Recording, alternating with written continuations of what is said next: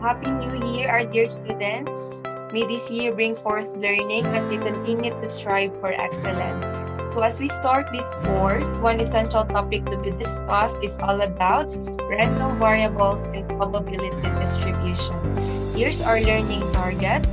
You can find the possible values of a random variable and compute probabilities corresponding to a given random variable.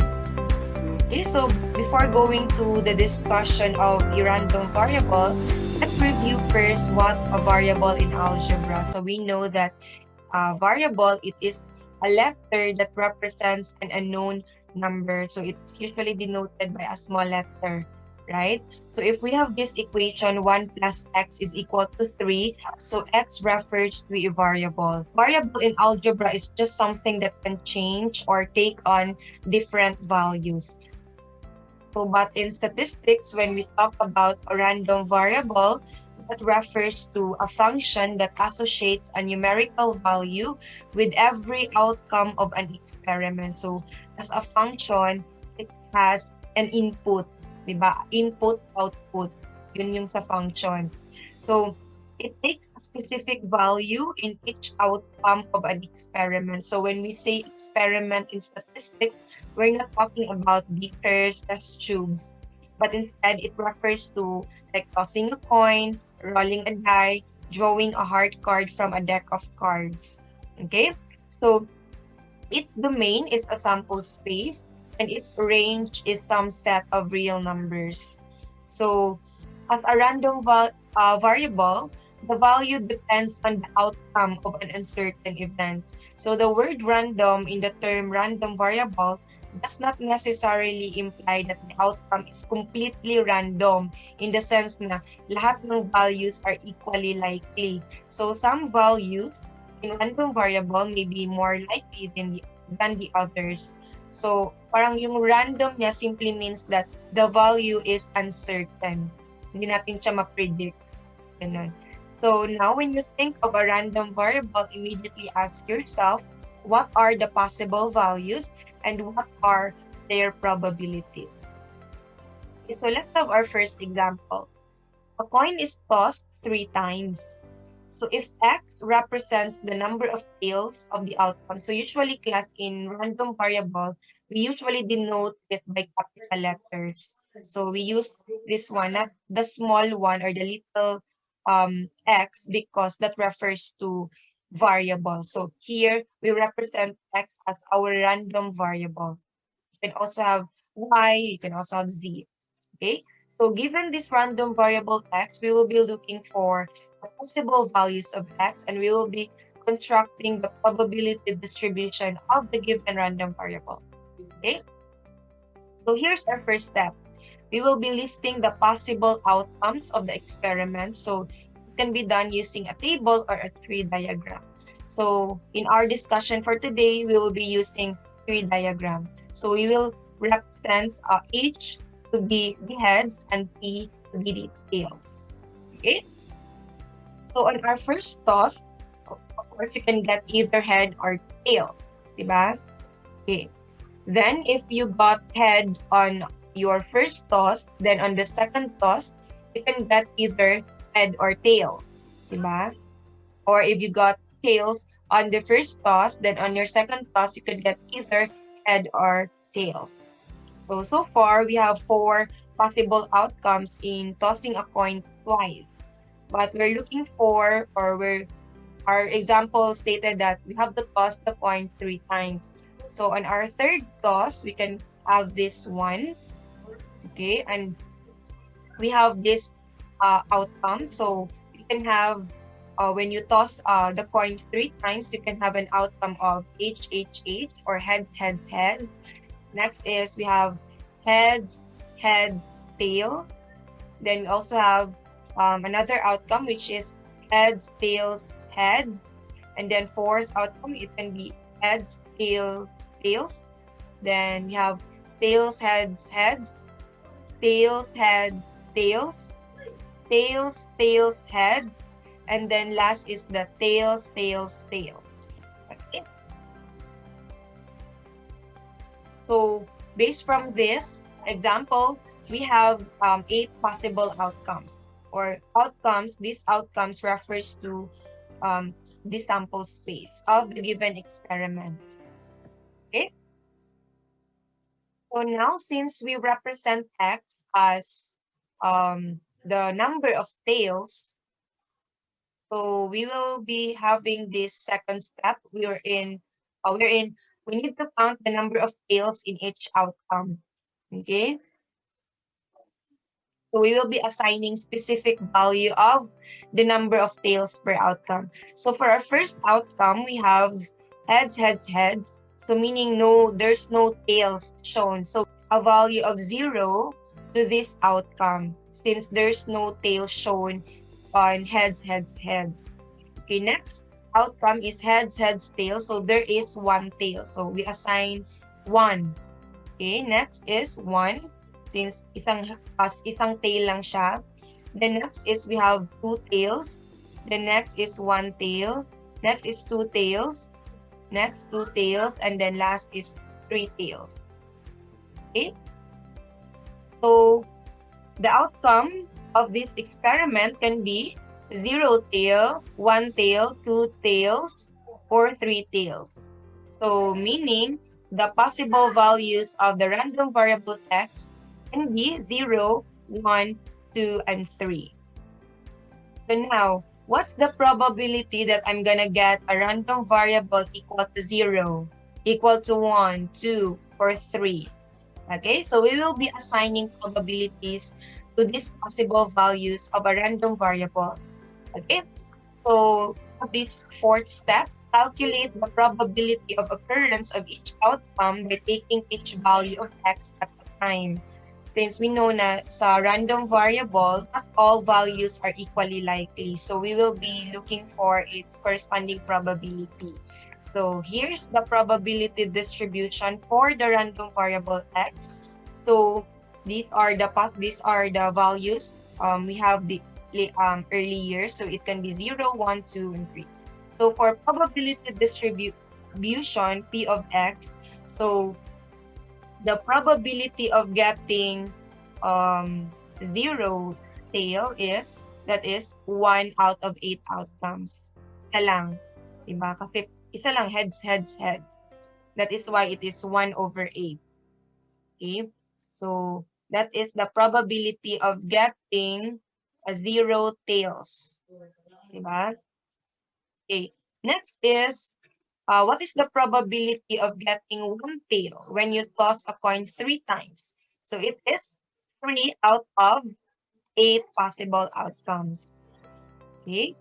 Next is the probability of getting 2 tails. What's the answer?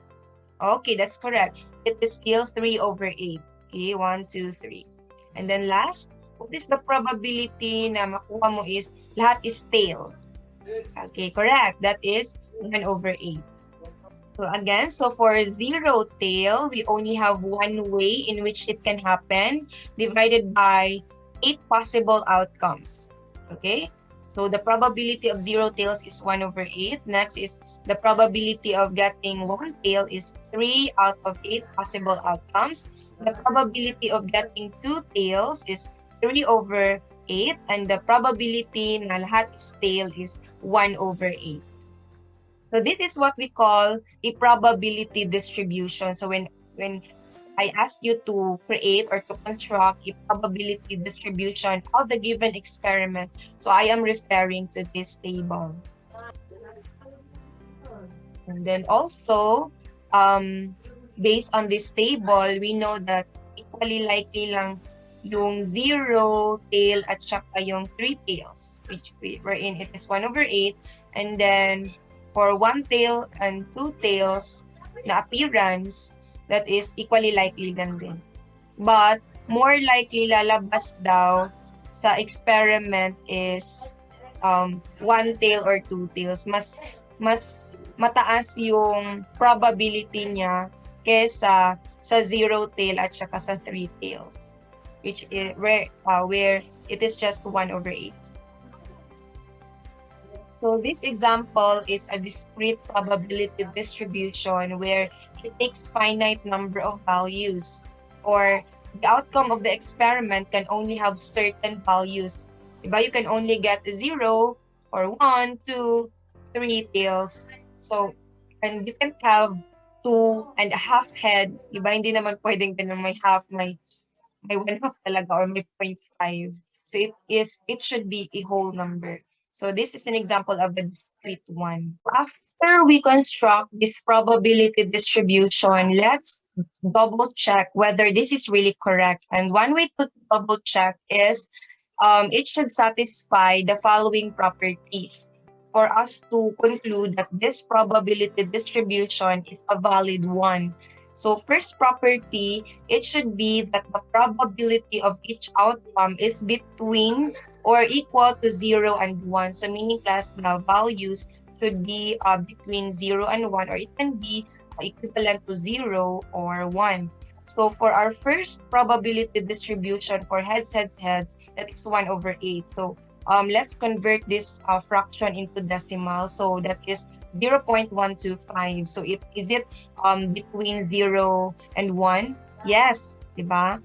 Next, how about 3/8? That is 0.375, still between 0 and 1. So that's still correct. So for 3/8, that is yeah, and then for 1/8, okay. So meaning class, it satisfies the first property. Okay. So for the second one, that is the sum of all the properties of the random variable should be equal to 1. So meaning we have to get the total of this or of each probability distribution. So that is 1/8 plus 3/8 plus 3/8 plus 1/8. So what is the sum? Can you calculate it? You can pause this video and then calculate. Is it 1? Okay, that's correct. It's 1. So meaning class, this probability distribution is a valid probability distribution. So meaning class, what does it mean? So meaning class, if I do the experiment, if I toss a coin 3 times, I'm gonna get one of these results.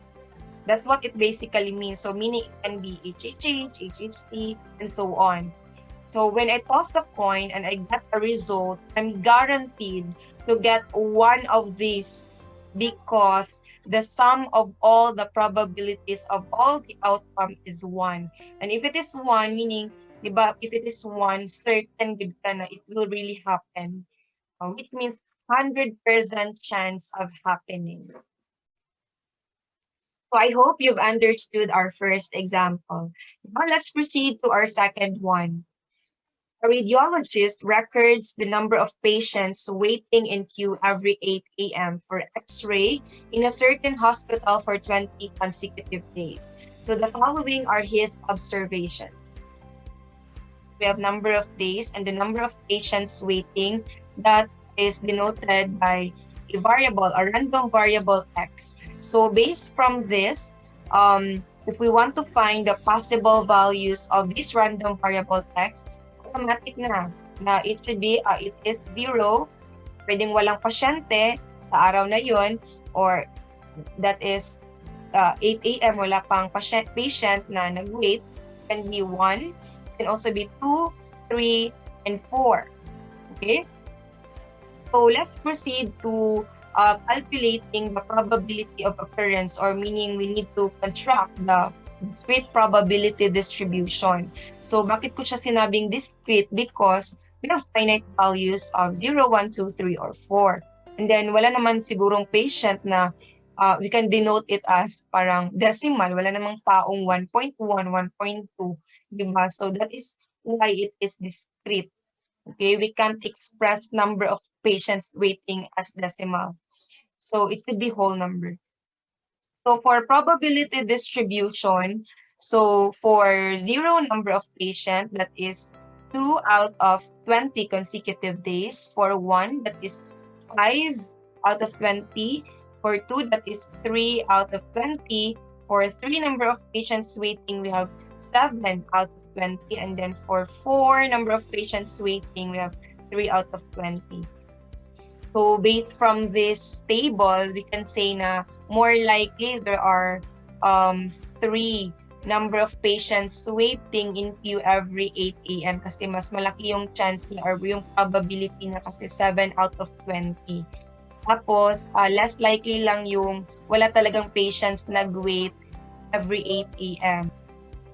So now let's check whether the distribution is a valid probability distribution, and it should satisfy these two properties. First is the probability of each outcome should be in between 0 and 1. The next is the sum of the probabilities is equal to 1. So for 2 out of 20, so when you convert 1 into decimal, it is 0.1.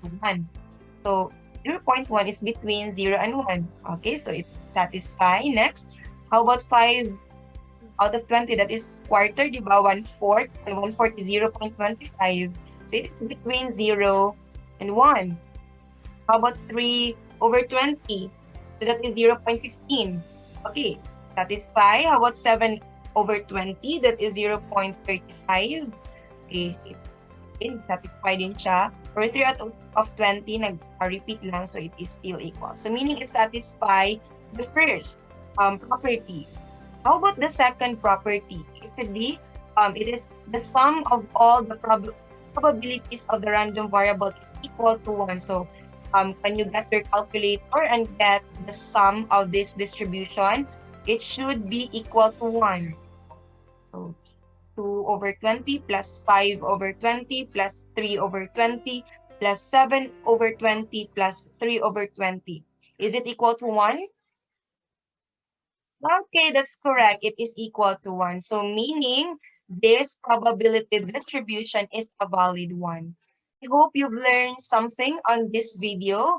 So thank you for watching and see you next time. Bye!